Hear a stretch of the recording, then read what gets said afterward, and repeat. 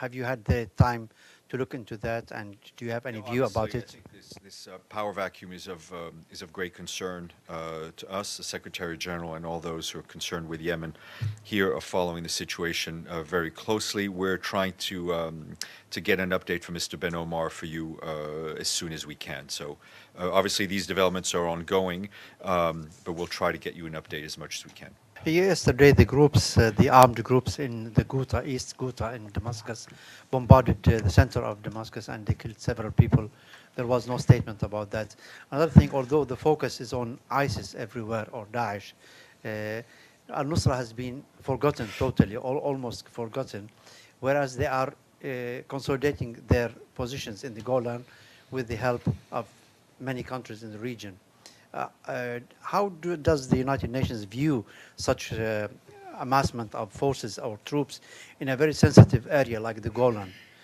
I don't think any of us have forgotten the most important part of this conflict, which is the toll on civilians, the death toll, the civilians that are being killed, whether they're being killed by ISIS, Al-Nusrah, by barrel bombs from the government, as the Secretary General just reiterated in his latest report to the Security Council. So I don't think anybody's forgotten the victims. I think we keep talking about the victims here and highlighting their plight on a regular basis. The Secretary General has expressed his concern, his continued concern over the activities of armed groups, the activities of government, and in terms of the Golan, the violations that we've seen in of the disengagement agreement. But such an amassment of forces in the Golan, thousands of al-Nusra supporters are there with their weapons, including tanks and vehicles. And we're dealing with a very volatile situation